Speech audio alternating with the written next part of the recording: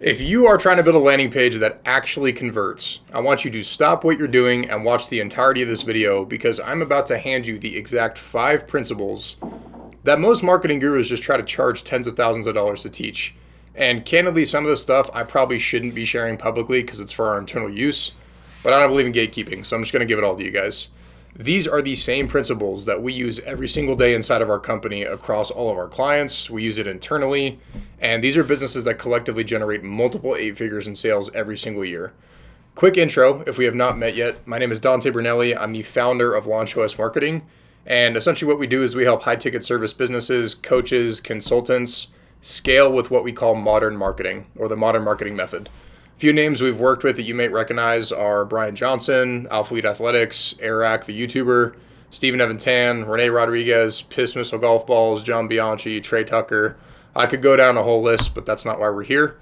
My goal with this channel is simple. I want to add as much value as possible to you and make it feel like a no-brainer to work with us somewhere down the line if it is a fit. Now, here's the thing. Some of these 5 principles you've probably never heard of that I'm going to talk about in this video. Others you're probably overlooking right now, and I can guarantee you that it's costing you money every single day that your page is live. So let's get into it, starting with principle number 1.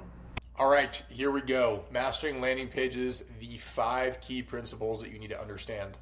Now, the reason this is important that it's 5 is because I believe, I don't know why I said this so weird. I believe, there we go, that the reason that a lot of people don't get a result, the reason a lot of people don't start, the reason a lot of people don't scale their business is because they're overwhelmed. And I've been there as well. I totally understand it. And I think the reason for a lot of the overwhelm is because there's so much that you can consume. There's so much that you can do. In my opinion, there's only a certain amount of things that you should do, especially in the beginning. And so I think boiling things down to first principles is super, super critical. And so that was the goal of this, right? Was just what are the 5 things that I could do right now to either build my landing pages to convert or to fix my current landing pages that are not converting. So without further ado, let's go through these. My recommendation is that once you're done with this video, you can go grab this. Obviously, I'm going to give this away for free to you guys so you can actually get access to the Miro board. You can upload this into your AI, whatever you use. I recommend Claude personally, or Manus would be my 2. I would not do this through ChatGPT. Just going to save you some time and headache on not getting a result. Now, before that though, I would say that you have to understand why these things exist, which is why you're watching this video. So if you don't understand that, you can't explain it. Don't just expect AI to save your ass because you have to understand the fundamentals just like anything. And so if you need to watch this a couple times, do that. If you need to take notes, do that as well. So let's jump into number 1. You should be spending 80% of your efforts on the above the fold of your landing page. Just so that everybody is clear, the above the fold is what you see when the page loads. So if I click on an ad or I click on a link from organic or whatever the case might be, it's what I see when I land on the landing page. That's the above the fold. So in most cases, that's going to be a headline, subheadline, video, photo of some sort, and then a CTA button, typically, is what you're going to see. Specifically for a book a call funnel, it's going to be a headline, subheadline, typically a video, VSL, and then a CTA of some sort. And if you're really good, which we'll touch on in a second, you're going to have social proof incorporated in there as well. We'll touch on that in a second, though. So the reason this is critical is because once you've written your headline specifically, and again, just to dumb this down even further, this is your headline right here. Once you've written your headline, you've spent 80 cents of your advertising dollar. So it is extremely, extremely critical that you understand this, and more importantly, that you do the research on who your consumer is and what transformation they want. Because if you don't nail that, and I'll just back up a little bit more, the more cold your traffic becomes, the more important this becomes as well. Because if I have a massive organic audience and I've built goodwill with those people and they trust me, I could have a really shitty headline and they're still going to go through my landing page because I've built that trust with them and that dynamic. If it's cold traffic, someone that doesn't know me from Adam, they don't give a shit about me. They just want to know, like, do you understand my problem and can you solve it? So if you don't nail the headline, if you don't nail the above the fold, you're going to crush yourself from a conversion standpoint. So can you get away with some of these things with, your organic leads and the people that are nurtured? Yeah, but don't use it as an excuse not to fix it right now. So if you don't hook a consumer within the first 5 seconds, you've lost them. That's just the reality. You need to have an extremely compelling headline that ties to the end outcome of your user. Do not explain who you are and what you do in your headline. No jargon, no vague text.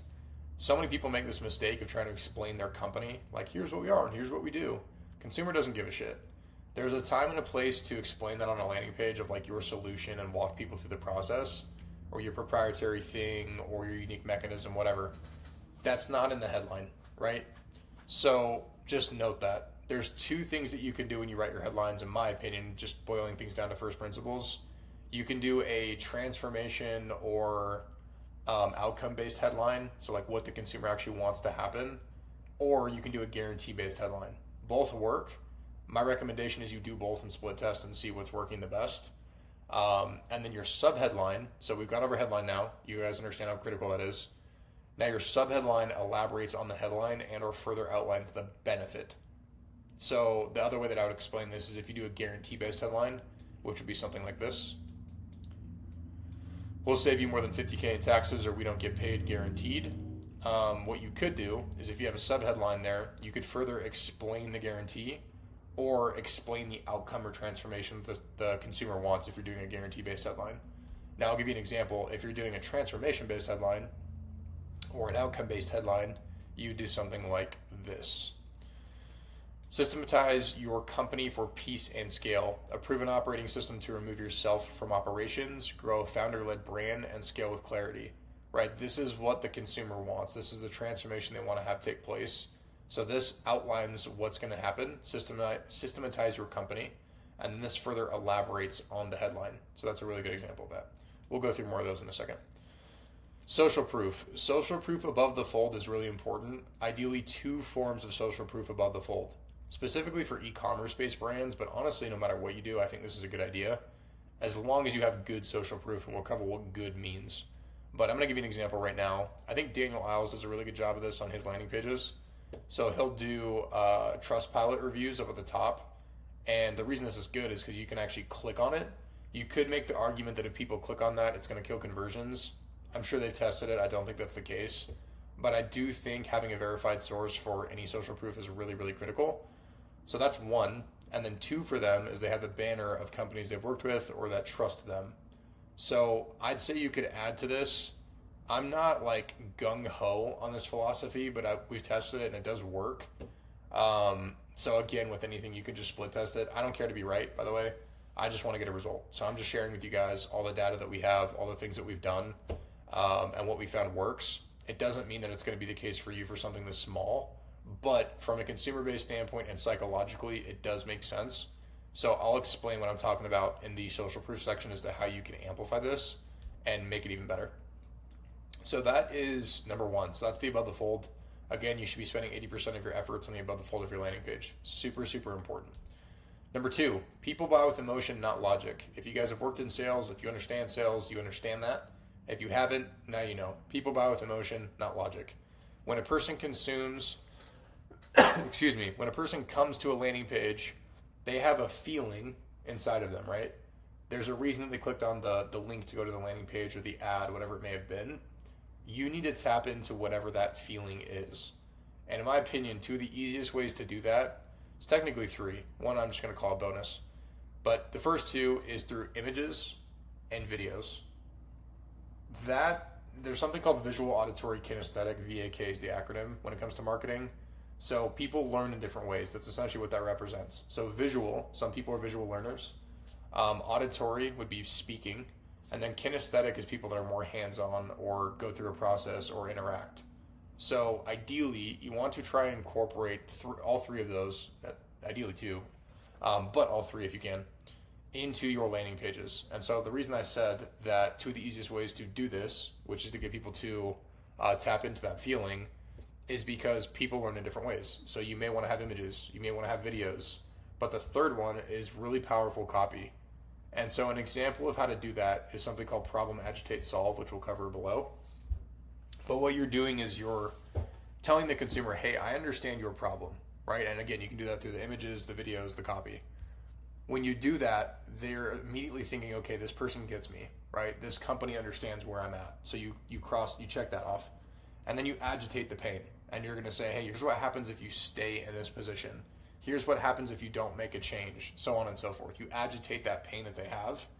And then you go through the solution, or in this case, it would be called solve, right? So problem, agitate, solve. The solution is right here. When a consumer reads your landing page, they should feel like you can better articulate their pain than they can. And this is the solve part. You also have a solution to that problem, which is your offer, your product, or whatever it is that you're selling specifically. So when you do that, you've crossed all these things off, and the consumer goes, okay, this business fully understands me. They know where I'm at. They have a solution to it, and they know what happens if I stay where I'm at. You've got that person in a buying state now, right? They're thinking like, I have to do this. This person's better articulated something that I couldn't, and clearly people are getting results because you have social proof, or at least you should, which we will cover below. So that's number 2. Number 3, humans have short attention spans. So for that reason, our pages need to be easily scannable and easily to consume. Here's some ways that you can do that. So here's just some examples. Headings, subheadings, bullet points, bold text, highlighted text. Those are just examples. There's more things you can do, but I'm going to show you guys some of these in real time. So if I'm scrolling through a page, right? If you have clear headlines and clear copy, people know what they're reading. So that's the most important part of this, is a consumer should not be confused at any point in your landing page. So if I'm scrolling through and I see, oh, client results, I'm really curious about that. And then I see a big headline, real results from real properties. This is contextual to the offer, of course. Don't take our word for it. Here's what happens when high-earning professionals stop doing it alone. And then there's actual videos of the consumers talking through their experience with the product. Super easy to consume that. Here's another one. What's included with the product? What you get inside any PQ community. This is Jeremy Miner's course, I believe, or community. And then he walks through exactly what you get. Here's another one. Systematize your company for peace and scale. We talked about that. They highlighted peace and scale. That's probably something that this business owner wants. And so they're going to highlight that because the consumer is thinking, oh, that's me. I want the peace. I want the scale, so on and so forth, right? So those are examples of how to make things easy to consume and scan on your landing page. Number 4, social proof alone can sell your product. You need to leverage it correctly, though. And here are some key components to keep in mind when you do that. This could be a whole video in and of itself, but I want to walk you through a couple important things. So number 1, if you're going to use featured on logos, those are actually really good. I like these a lot. But something you can do to increase believability when you do these is add a quote. These are not ours, to be clear. I got this from a different YouTube video. Someone was talking about this, and it was really good. But you can add a quote beneath the actual photo or image of the brand or business that you're putting in the banner. And it could be like what they said. So if it was in a publication or an article, pull something from that article. If it was a specific star review, add that there. If it's Google, right? Whatever it is, you just want to add some context so it's more believable for the person that's viewing it. Because again, anybody can just put up a banner. I would hope that people are truthful enough to not do that if they haven't worked with a company, but that's not really the world we live in. So if you can add this, it makes it that much more believable. Here's some other examples down below. Holy shit, that was sick from the Chive, the Joe Rogan experience. Wow, this is so much better, right? It just adds to your product, your solution, whatever it is that you're doing. And that social proof just becomes that much more believable. So add a quote if you're going to use banners. Number 2, no one is going to believe reviews without details. So here's an example of a very bad review. And the reason this is bad is because there's no contextuality. There's also no social proof that this person even exists. So there's a generic quote, 5 stars, and then someone's name. Anybody could do this shit, right? There's no reason that someone would believe this. At least they shouldn't. So these are bad examples. Some good examples, again, this could be a whole training in and of itself because there's 3 different ways you can do this, but I'm going to give you 2 basic ones. So 5-star review, a quick snippet or quote from the video. You can elaborate that below, and then you're going to have the actual video linked. So you can go click on this, and this is an actual case study. And then you're going to have a photo of the person, their name, and then some form of social proof. In this case, it looks like these are business owners, so it's the businesses that they own. It could also be like your total following on social media, just depending on what product you sell. This is a good example of social proof. Here's another one if it's text-based. So same thing, you're going to do like a snippet of a quote. You're going to elaborate on what was said, and then you're going to put a photo of the person, their name, and then in this case, social proof. So 5 million followers for what they did. And then you can actually link the review. So you want to do this to a platform that's believable, to be clear. So that, Clutch, Google Reviews, Better Business Bureau, Trustpilot. There's a handful of different ones you can use. but this is way more easily verifiable, and it just builds trust because I can actually click on this and see that the person's real and it's verified. So those are two good examples of using social proof the right way. Now, the last thing I want to note on social proof, number 4, is the social proof you leverage should pertain to objections and key questions your prospect is thinking, not just random quotes and screenshots that have nothing to do with what you sell. The reason that that's important is because as you scale and as you gather more data, you're going to start to figure out, especially if you have like a setter closer process or a closer, maybe you don't have a setter, and you sell a high ticket product, you're going to start to figure out the data behind, like, where do these people live? What do they do? What do they earn? Do they have children? So on and so forth, right? You're going to gather all these things. You're also going to figure out what were their main objections. And you can also figure out from the people that didn't close, what were their objections. And you're going to find these common themes and patterns. And what you can do is you can start to apply the social proof to cater to those questions and objections. So as an example, if I sell a high ticket product that's $5,000 and it's for social media coaching, right? One of the objections might be, do you get access to my accounts? And so in your social proof, you could literally have something that says, I felt so safe working with this company because they didn't have access to my accounts. Just an example. I wouldn't actually say that. But that could literally be the headline, right? So whatever the objection is, you want to answer that in the social proof. And so a lot of people just do generic social proof because they have it. And I've fallen victim to that too. I just want to be clear. The best thing to do is to apply social proof that answers the questions of the consumer. So the objections, the questions, the concerns that they have, utilize the social proof to overcome those. And the social proof alone will literally sell your product. I promise you. Number 5, the visual hierarchy is critical. Sorry, not the visual hierarchy. Visual hierarchy is critical to make your page easy to consume. This kind of ties into number 3, but this is a different concept because visual hierarchy is an actual process and or design framework. And so essentially what that means is, do you have a hierarchy of what the consumer should look at first and scan or read? So as an example, we'll go through bad and good. But if I go back up to the top of this page, it's very clear what you guys are looking at here, right? Mastering landing pages. That calls out, do I want to learn that? Do I not want to learn that? And then I elaborate on that. The 5 key principles, which I have highlighted because that creates an open loop, like, oh, what are the 5 things that you need to understand, right? This is an example of exactly what I'm talking about down below. So the visual hierarchy here, super, super clear. So you want to do the same thing on your landing pages so that they're easy to consume, but also just so the consumer knows what they're looking at, and it's very easy for them to go down the line. So like, okay, I should look here first. My eyes go there, and this kind of goes into copywriting, but my eyes go there first, and then I read this, and then I read this, and then I read this, right? It should be easy to do that. So the thing that I want to note before I go through these is that less is more. Because when you give people way too many options, they don't know what to do. And when consumers are confused or they have way too many options, they just drop off. You're just not going to convert. You're going to see your conversion rates freaking plummet through the ground. So less is more. Simplicity is sophistication. I've talked about that in past videos, but it is true. So here's 2 really bad examples. The reason these are bad is because there's just so much going on. There's virtually no visual hierarchy in this one specifically. And this one, you could argue the headline is done decently, but there's still just way too much going on in these pages. My eyes don't exactly know where to go because there is so much going on. The copy's okay, but also the thing that I would note that's really important, and this is a video for a different time, both of these go to a website technically. It's not a product page. Because if I can go click on all these different things, again, it's going to kill conversions. You know, if someone sees an ad and again, they identify like, okay, I want that thing, send them to the freaking thing. Don't send them to a website with a million different things to click on. It kills conversions. You can also look through this on heat maps. So if you guys haven't used Microsoft Clarity, I recommend that you incorporate that. And you can go through heat maps of where a consumer is looking at your pages the most, where they're stopping, so on and so forth.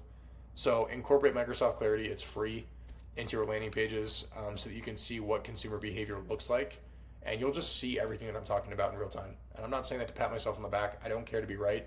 I just want you guys to get results. But I just know from the data like how this works and how consumers think. So I can tell you right now, a consumer is going to see this page and be like, holy crap, there's so much going on. Also, they don't know what Febron Premium is. They don't know what Febron means. There's multiple different things here.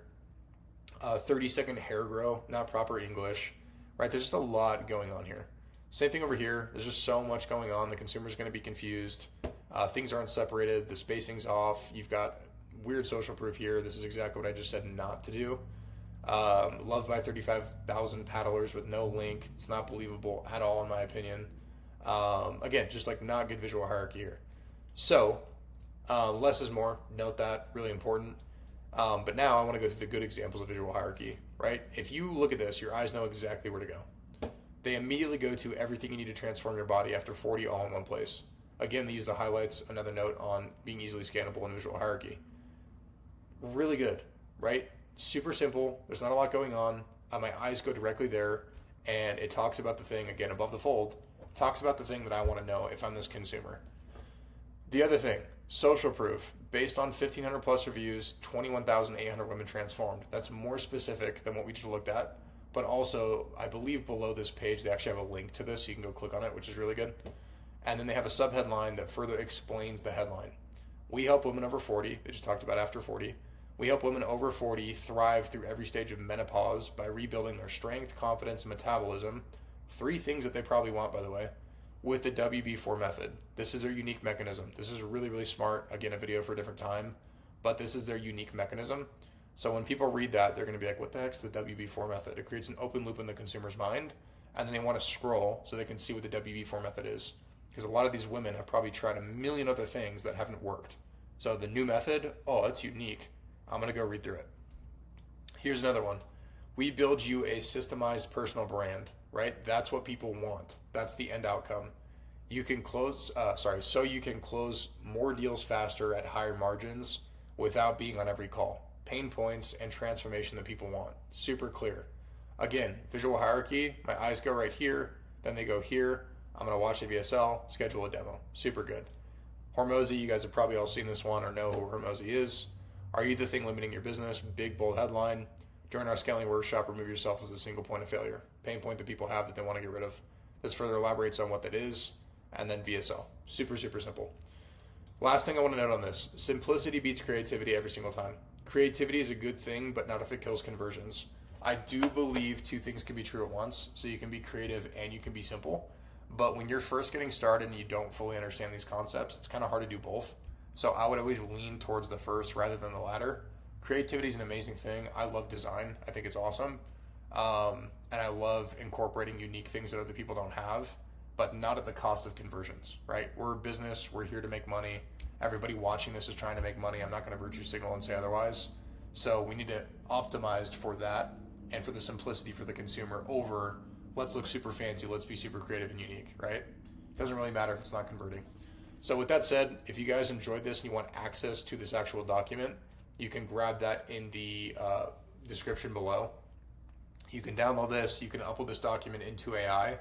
My recommendation would be that you guys use Claude or Manus. I would not use anything else as of the moment of this recording. It's not to say that that can't change in the future, but I would recommend those 2 platforms are what you utilize to help you building landing pages, or at least the structure of the landing page. If you want to get really advanced, you can use Claude Code. If you're doing custom HTML and you're building in Go High Level, HubSpot, really anything, it doesn't really matter what it is. Those are just the 2 that we primarily build in for the customers and the clients that we serve. Hope you guys got value out of this. If it was valuable, please share with somebody. Make sure to drop a thumbs up. It helps a lot.